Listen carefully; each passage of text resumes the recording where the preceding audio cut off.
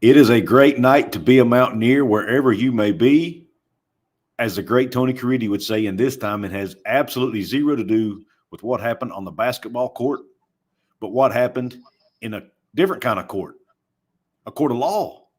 We're actually going to talk about a court of law on this show, and it's not Law and Order. This is Hoops from the Hills. You're in the right place. Welcome to our live stream, guys. My name is Couz. And I am Mountaineer Paul.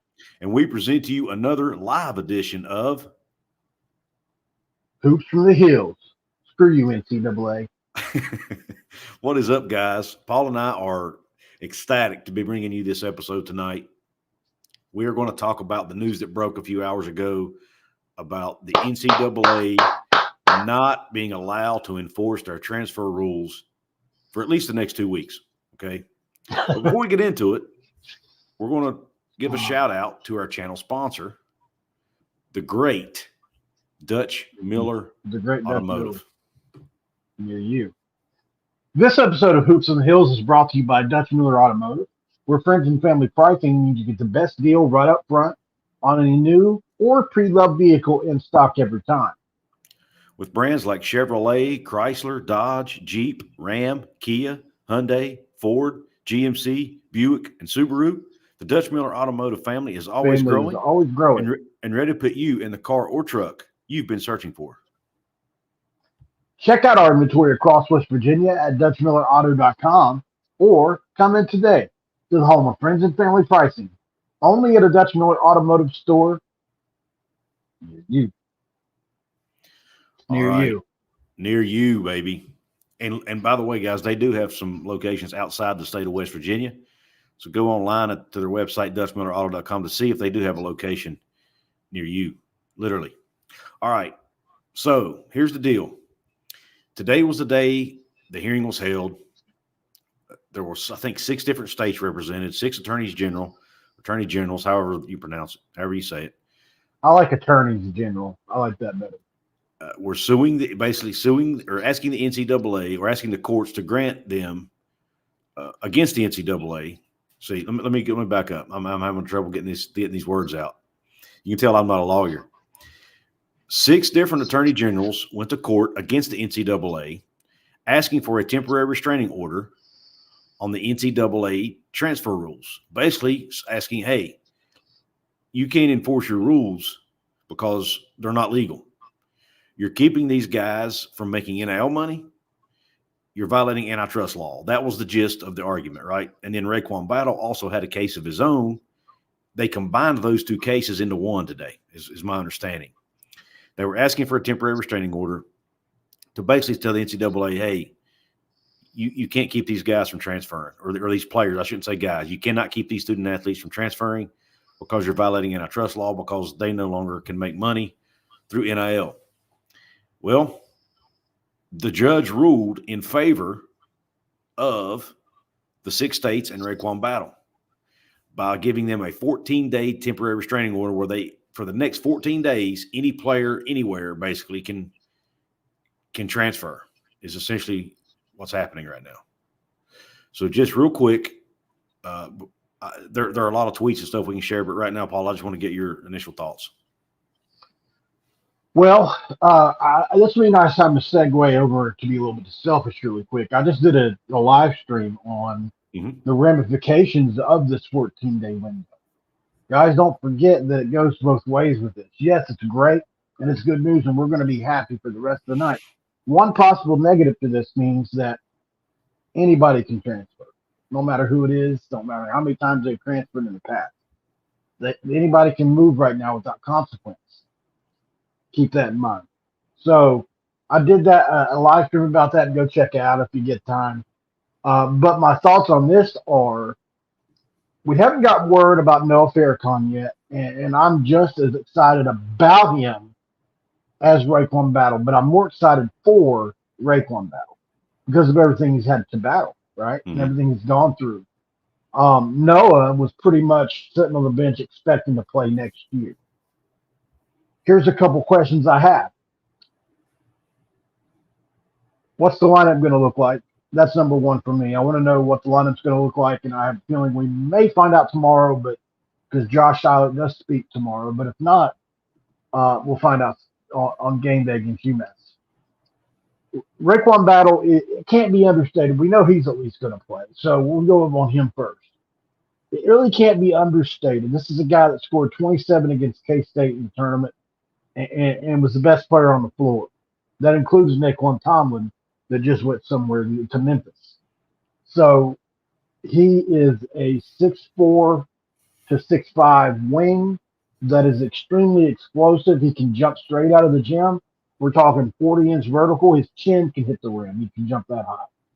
He is an elite scorer. He averaged 17 points a game at Montana State. Really came into his own and lived up to that high-end 4-star billing that he had. He can pull up left. He can pull up right. He can really stretch the floor. So Quinn Slazinski is not really your only dependable shooter, not to mention Kirk Risa comes back.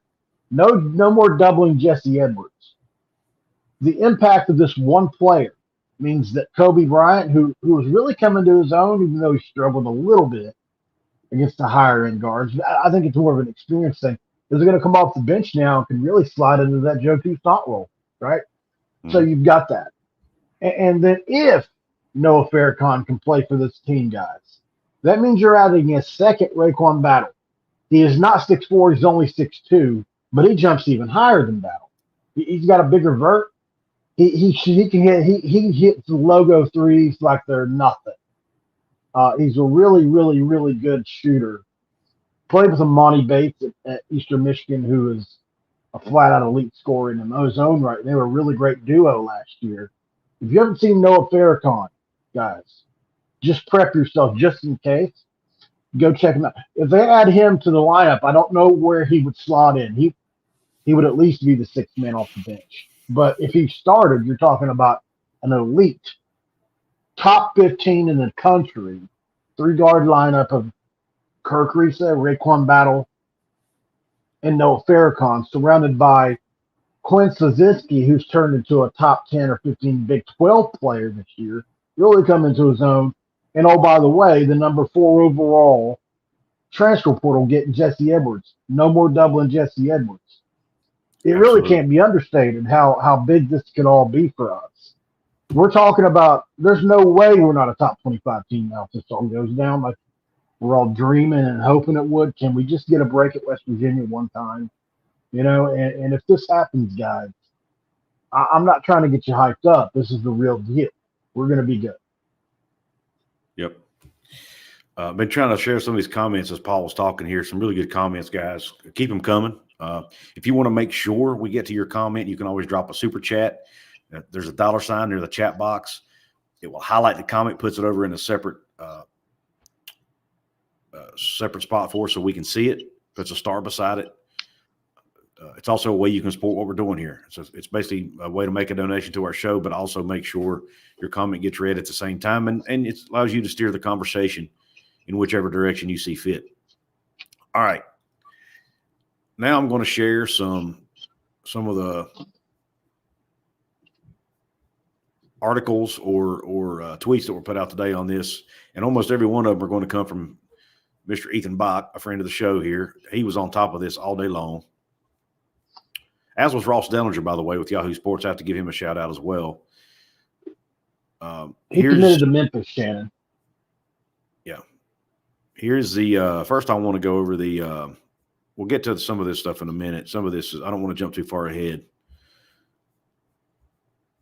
All right, here's the ruling. Here's an article about the ruling. It says West Virginia Judge John Preston Bailey issued a 14-day temporary restraining order allowing all multi-time transfers to be eligible with no punishment. In Bailey's order, he also calls for no restitution, so the NCAA can't punish the student athletes or schools.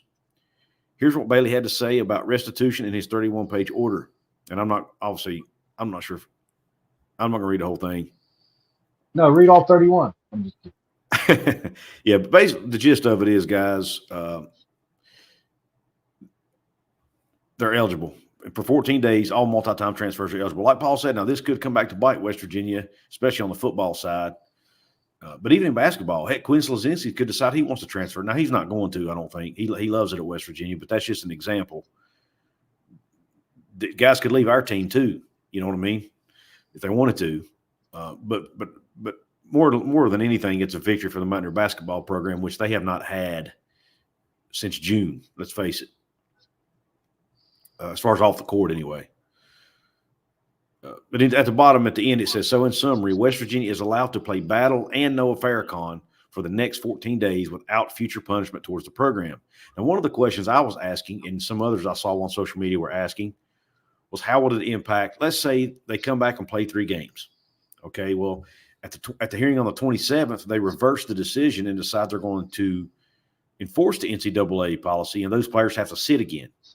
A lot of people were wondering, since they played 3 games, does that mean they just used up their year of eligibility? Well, that was addressed also. And again, I want to share a tweet from Ethan about this.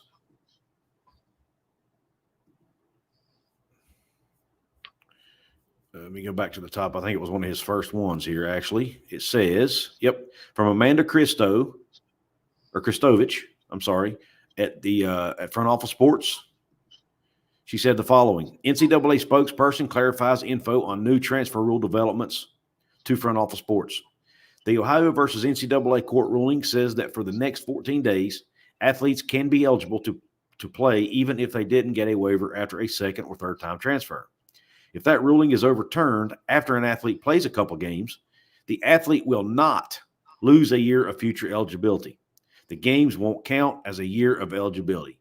That's a home run. To me, that right there answered the one question that I had, and I think a lot of others had, as will RaeQuan Battle play? To me, it's a no-brainer at this point. The kid's going to play. Now, it hasn't been officially announced by the university, but I don't see a reason why he would not play. Ren Baker, did you see Ren Baker's statement? I did not. Ren Baker made a statement on this. I was going to get to this. If you get time. Is that the athletic department statement, or was it directly from him? He said it. Okay. Now, it was, yeah. Okay. I did not. And really, it's just a coach speak. I mean, the way I look at it, similar to coach speak. He just said that they're going to be checking with their lawyers. They're going to be checking with the players to make sure it's for them. And then right. I did see that. Now that, okay. My bad. I thought there was something. I thought there was a more recent one, Paul. My fault. Oh, okay. Then it said Ren at the bottom. Yeah. All right. Let's share one more here, share another one. There'll probably be more than one more. Here's the statement. Piece of this too, though, I want to talk about in a second. That people aren't thinking about that can be negative. Gotcha. Here's the statement from the school. We are aware of the ruling today handed down by Judge John P. Bailey of the United States District Court for Northern West Virginia. We are consulting with WVU's general counsel along with outside counsel prior to making a determination on the eligibility status of any of our student athletes. We will discuss this with our student athletes to make the best decision possible, taking into consideration the potential consequences of our decision. All right, and Paul, go ahead. What were you going to share, man? So one thing I think that people haven't thought of yet is the impact of, and this will probably be discussed, would RaeQuan and maybe even Noah how this affect their mental health if they get this for 14 days and then it's taken away again? You know, I think that hasn't been talked about. It's something I think needs to be talked about. If he's been struggling with mental health because of his lack of basketball, and then he gets it back for 3 games against 3 opponents that they're not going to show the NBA draft people much. You know, these aren't Big 12 teams. They're not saying they're not good teams, but and it's not really enough data to put out there. So you're really just getting started with 3 games. And even though there's really no risk as far as eligibility goes, it's just like, it's like kissing a girl that you really like. You want to go on that date, that second date, right? I don't know how else to really put it. Just thought I would throw that out there because it really could impact RaeQuan. This is taken away again. You could feel targeted. You could feel like a marked man. You feel like you blew it. Like there's a few things, you know. But overall, this is really good. I wonder about that piece of it. That's fair. I personally think he's probably relieved right now. But at the end of the day, there's always that risk that this gets overturned. And I'm sure he understands that. He seems like a very mature and intelligent young man. Let's address this super chat real quick. Kenny Evans, man, we thank you for the $5 super chat. He says, glad to see coaches, schools, players, and courts back these young men. We need Josh as the coach. He didn't give up on his team. Go Josh and WVU. Thank you, Kenny, again for the support, my man. Do you think Hugs wouldn't have done this? I'm not saying you said anything about Hugs. It made me think. I wonder if Hugs was coach with this. I think he would. I don't know. Maybe he would. I don't know. Right. Or would they have been eligible because it was Hugs? Right. That's a fair discussion. Like I think we talked about on a prior show. The relationships these coaches and ADs and presidents have with the NCAA matter, whether we want to admit it or not. Again, guys, if you want to make sure your comment gets read, gets highlighted, also want to support what we're doing here on the show, drop a super chat below where the chat box is. There's a $sign. You can hit it, put a comment in, it'll highlight your comment. We'll be sure to read it, put it on the screen. And it's a way for us to help keep the lights on, as they say. Just like the Motel 6, baby. Keep the light on for you. That's right. Is NIL increased now that they're eligible? Can they be offered more? Based on RaeQuan's testimony today, and what I've read on social media from some folks who seem to be in the know, the way his NIL deals, some of his NIL deals are structured. Him not playing affects how much he gets paid because he's a spokesperson for them, right? And he's a public figure. Well, he's not in the spotlight. He's not a public figure if he's not playing. So it impacts. And he doesn't get paid until after the fact. He's not getting paid up front. He gets paid after the work is done, right? Yep. So if he's not playing, he's not as valuable, which was the whole premise of their case really was, or at least part of it was antitrust. You're preventing these student athletes from competing in the marketplace. It would be like they're a business. These athletes, they're their own personal brand, and their brand independent contractors. Correct. In the eyes of the attorneys, their brand is being devalued because they're not able to play, and they're only not able to play because the NCAA deemed them not eligible. Which they're saying, "Hey, NCAA, who made you boss? Are you a monopoly? How can you determine these young men's value?" So I'll be honest with you. And one of the things I read today on Twitter, and it's actually there's a sports law attorney who specializes in NIL stuff named Mint Winter. Mm-hmm. Very popular on Twitter. And a lot of people have reached out to him. I've seen him quoted in multiple articles already today. So I'm sure he's been a busy guy today. But one of the things he said was these attorneys, even though they granted now, this is embarrassing. I just had a brain fart on live TV. I totally lost where I was going with my thought. So I'm going to find his tweet, and then I'll be able to tell you guys what I was going to. I was able to listen to the courtroom discussion today. I was able to sign in and listen to it, and anybody could have, as long as you had the link and downloaded Google Docs, or not Docs, but I can't remember the name of the app now, but I had to download an app, and I listened to the testimony. There was a range of players there, from a football player at Miami of Ohio that I listened to RaeQuan, obviously. The NCAA made a counter against RaeQuan, which kind of scared me for a second whenever he was talking about the NIL piece of that, like he was saying how it's structured, him being a spokesperson. And Bailey, who I actually called their office and talked with the receptionist once I found out who it was, and trying to figure out when it would be over. But basically, he countered RaeQuan saying, well, don't you think suing the NCAA and now this thing kind of has propelled you into a larger spotlight than when you were playing? And I was like, oh crap, that's a good point. I was hoping the judge didn't right. Uphold, because that is a good point. Now that he's mentioned right alongside of the coalition, it was RaeQuan Battle and the 6 states. Right.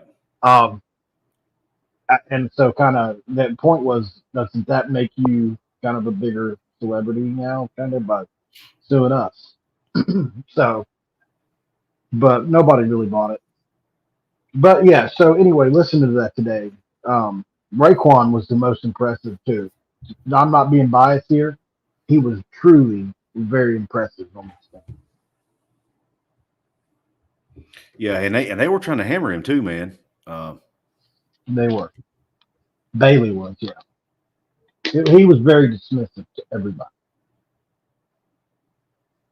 Yeah, they were trying to catch him red-handed, I think, or trying to catch West Virginia red-handed, maybe. I don't know, because all they wanted to talk about was NIL money. Apparently, is what because I didn't.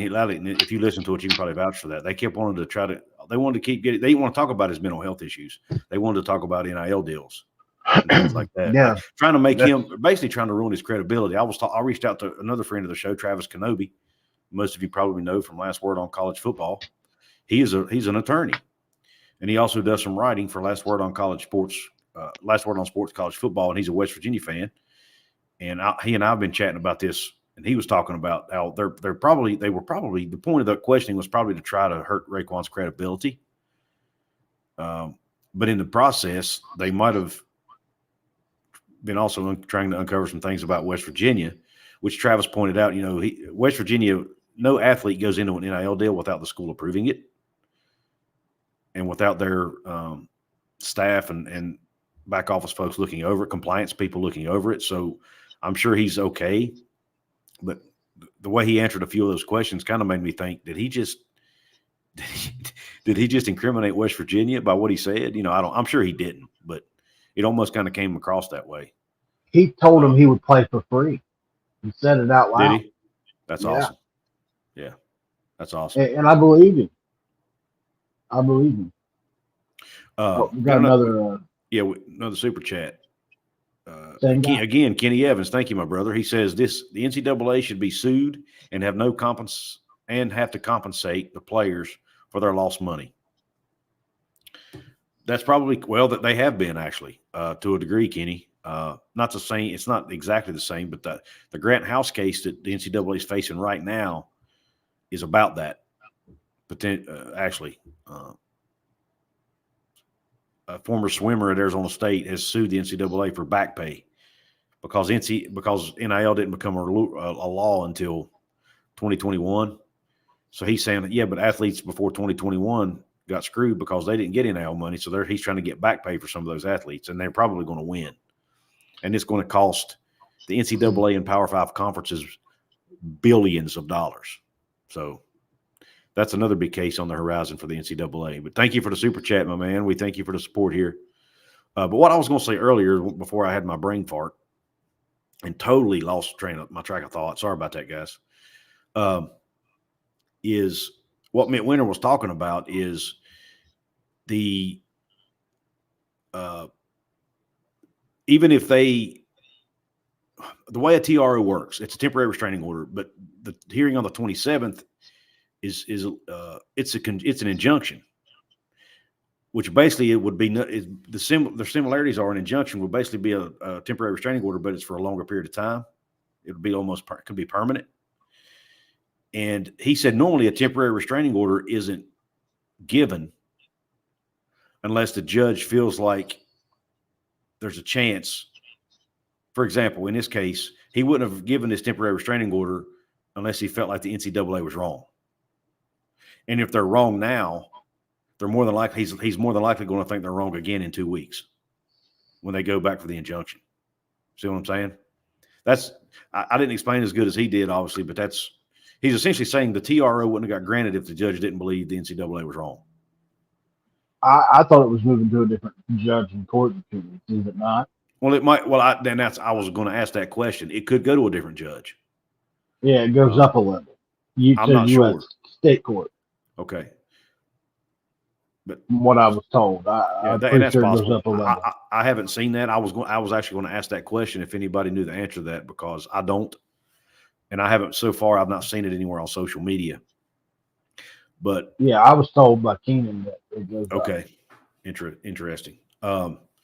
The way some of the things I was read, even though they didn't come out and say it verbatim, I was kind of under the impression that it would be the same judge, but it really wouldn't make a lot of sense to put the same judge over the case, in my opinion. Because Well, I mean, it could be the same judge at the state level. I'm not really sure though.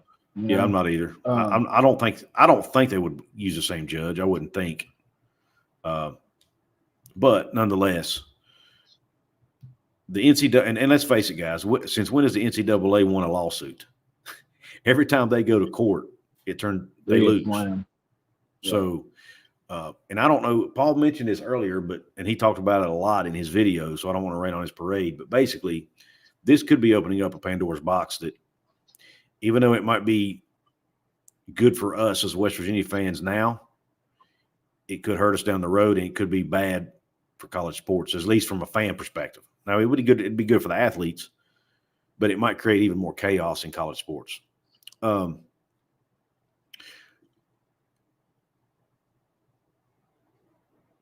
trying to read that name, Laudermelon.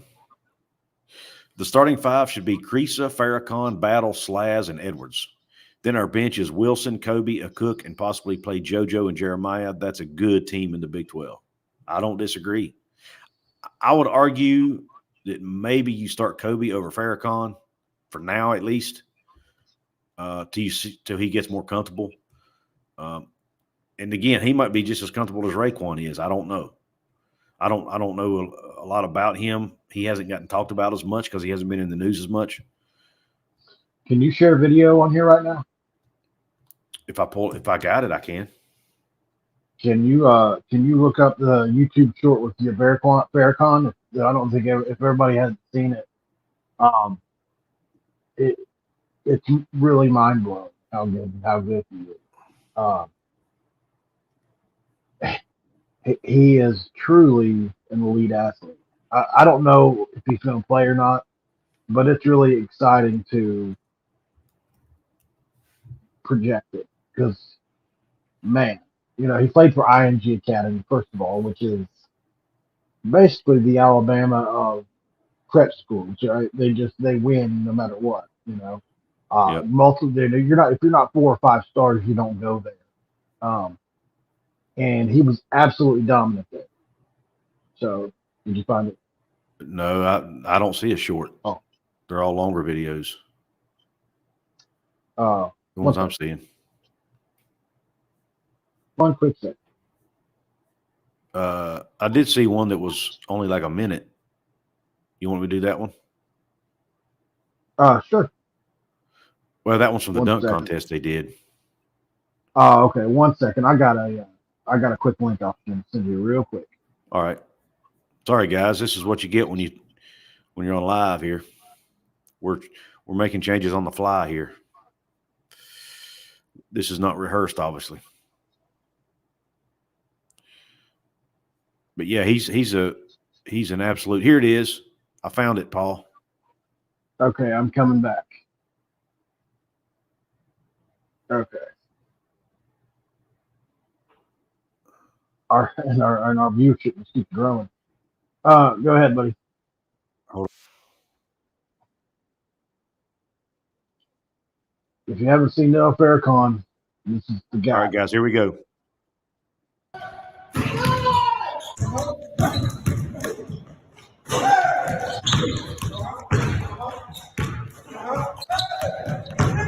That's him with the longer hair. Yeah, the orange shorts.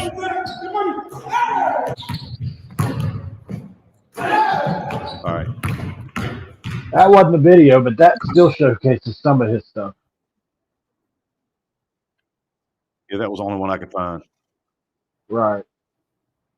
In on that short impromptu anyway.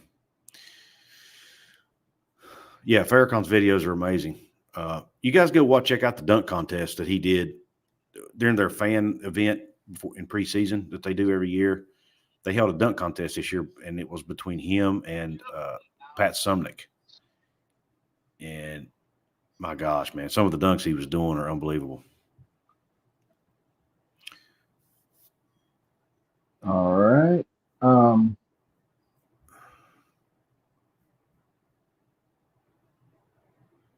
Kobe is not a starter, in my opinion.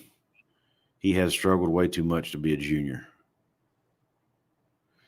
I don't know that Kobe has struggled that much, really, in my opinion. Not considering what he's been playing out of position. Kobe's not really a point guard, and he's having to play point guard. But I do he's not a superstar. There it is, Couz. It won't let me click it, dude. Oh, okay. Well, if anybody wants to watch it, yeah, you can send it to my DMs on Twitter. Can you do that? Yeah. It don't matter. We might get dinged for copyright anyway for playing it. I don't know. Oh, you think so? Potentially. Depends on what it is. Well, if it's a YouTube video, we may not. Right. It's just a YouTube short, real quick. Okay. Yeah, send it to my DMs and send it to my Twitter DM. I can pull it up that way. Okay. Curtis said VOM posted a 15-second video of him on Twitter.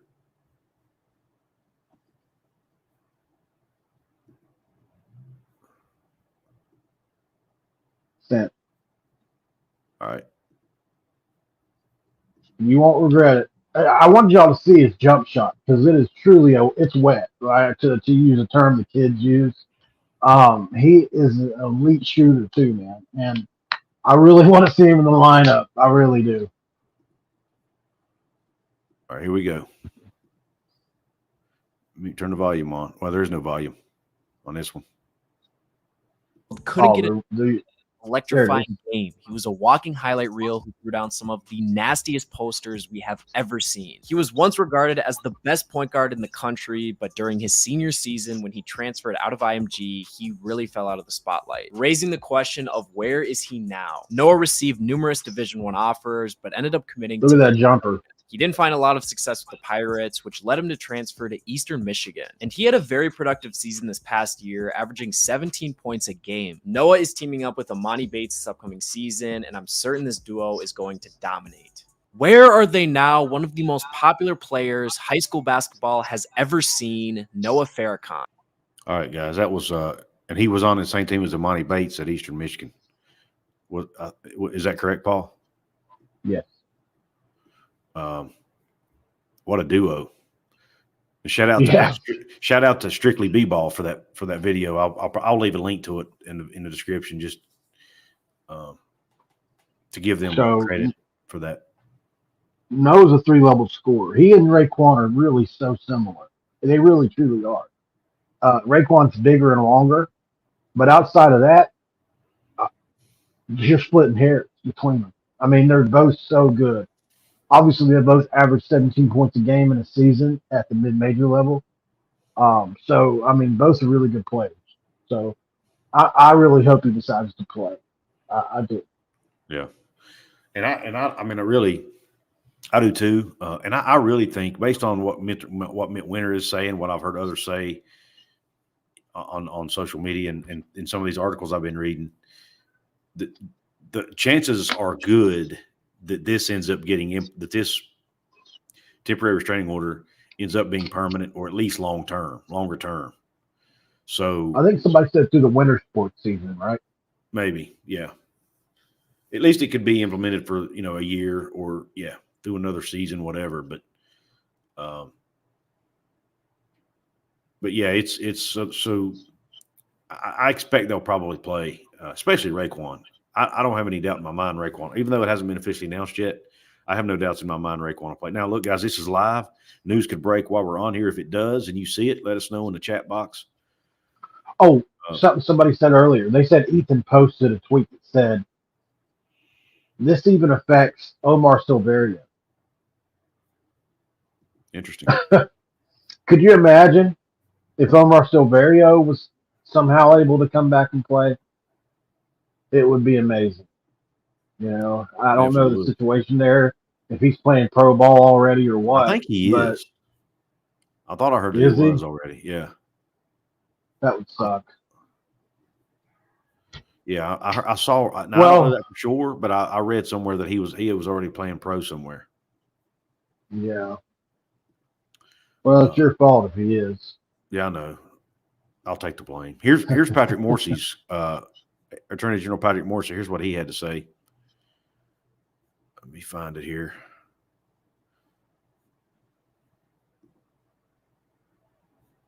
It says, and I'm not sharing. Well, I can't share it, I guess. If you guys prefer that. Here we go. But W.B. David said, I wouldn't discount Neve, though. He was only a freshman. Absolutely. He was just starting to come on, too. He had his best game last game.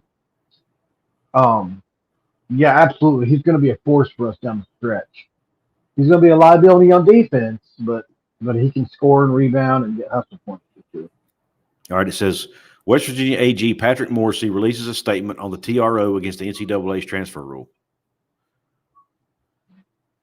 West Virginia Attorney General Patrick Morrissey issued a statement following federal court, and here's his statement. This order paves the way for student athletes like RaeQuan Battle to play in the sport they love and continue improving themselves. End quote. We are looking forward to proving definitively that the NCAA has violated the Sherman Act by failing to maintain a consistent and defensible transfer rule and by denying these student athletes the chance to play. End quote again. So, again, that's Morrissey's statement.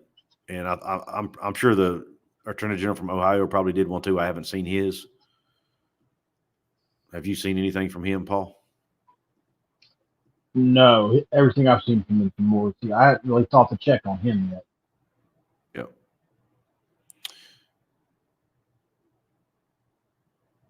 Yep. Do we know if Pat is actually the reason? Who's Pat? I'm not sure if I know who Pat Morrissey. is. Oh, yeah, Morrissey. My bad. What a dumb question. I'm thinking Pat Sumnick. I was thinking Pat Maxby. Do we know if Pat is actually the reason, or was it Rocky Battle's attorney? I think it's a combination, honestly, because Morrissey and the other attorneys kind of banded together to file this suit as 6 separate states, and I'm not sure. And the case was filed in West Virginia. I think Morrissey probably had something to do with that potentially. Now, according to what Mitt Winter said on his Twitter account, because it was a West Virginia judge, it actually would have only applied to players in that district or that part of the state or country. But the NCAA knew that that if they didn't apply it to everybody, they would just be bombarded with more lawsuits. So they were not able. So they just decided to grant eligibility for the next 2 weeks to everybody. So that's what he said, which makes sense. Because I was wondering that myself. I'm thinking if they're doing this in West Virginia and it's not a national case, then why would everybody be eligible? It's because the NCAA made them eligible because they didn't want to get sued again. He went to Memphis, Kenny.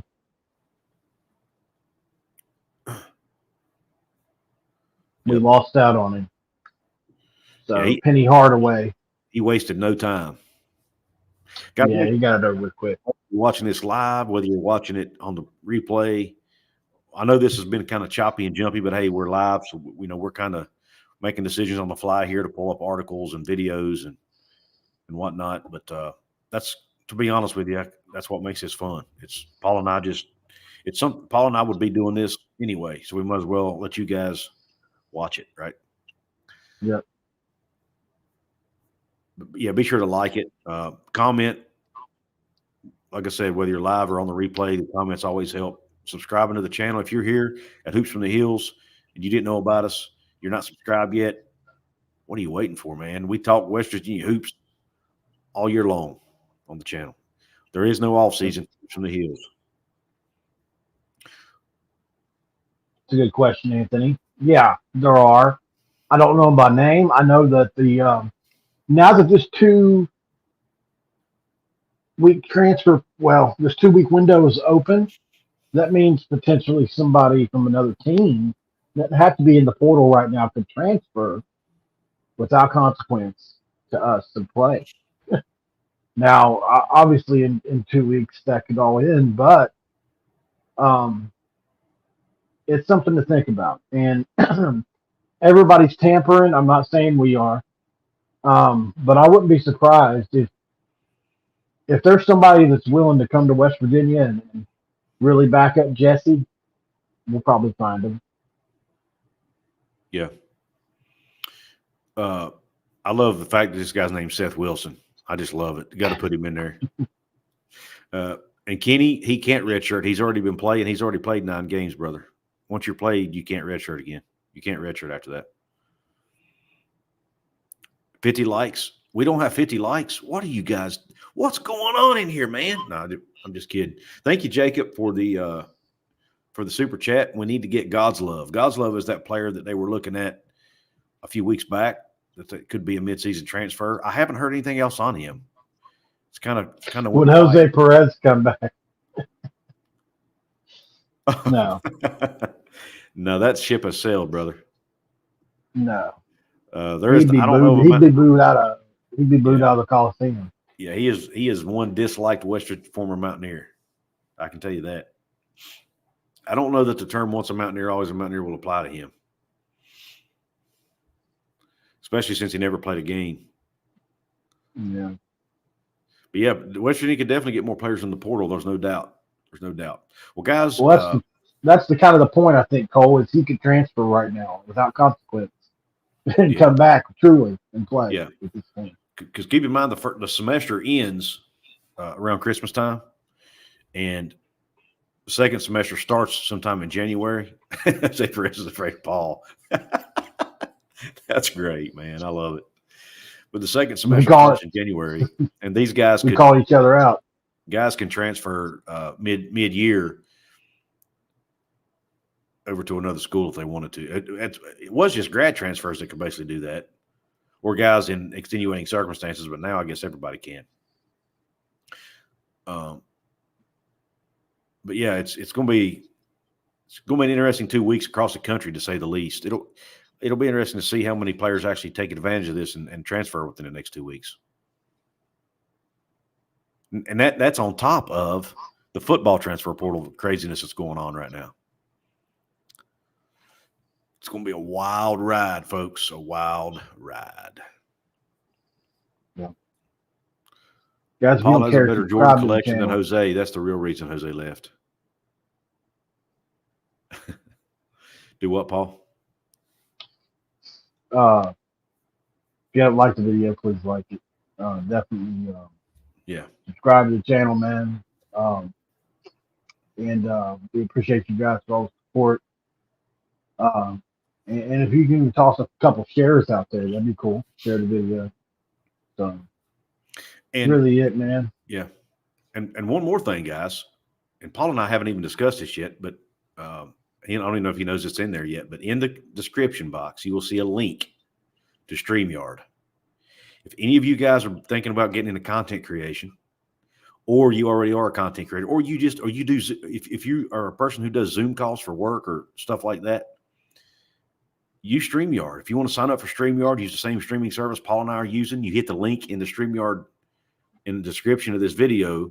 Paul and I could potentially get a small commission from it, and you can use StreamYard for your own use. And I think you may even get a discount for using that link as well. So if you've been thinking about using StreamYard, the link is right there for you. All right. We got 50 likes. Good job, Cole. Thanks for the love, my man. Would the guidelines have to be met in 2 weeks? What guidelines are you referring to, Mountaineer Lair with Kenny? There really are no guidelines now. That's the point. Unless you're talking about grades and stuff like that, yes. I mean, the academic piece still matters. They still have to have classes that transfer. You still have to have the grades and all that stuff, yes. Landman, haven't seen that name in here before. He says, hypothetically, if one or both play next 3 games and after temporary injunction, we all revert back to current NCAA transfer policy, could they lose eligibility for next? No, Landman, they will not. We actually, I know you're jumping on late, but it's a great question. We talked about that earlier. It has been confirmed via a report in Front Office Sports they reached out to the NCAA for clarification on that, and the NCAA said, we will not take away any players. It won't count against them necessarily, so we will not count against their eligibility. So they would still be eligible next season. Well, and it was ruled in the case anyway. They can't retroactively take away or punish anybody's eligibility for playing 2 weeks. Right. So that whether they wanted to or not, they can't, which is great. Yeah, if they try to, I think it would just cause more lawsuits, honestly. I mean, the NCAA at this point can't really enforce anything. Can they? I mean, they can. No, they don't. But if somebody sues them, they're going to lose. More than likely. It's crazy. But anyway, well, guys, listen, we've been on here 45 minutes. I don't really have anything else to say. Paul, I don't think he has anything else to say. We really appreciate you guys hopping on here.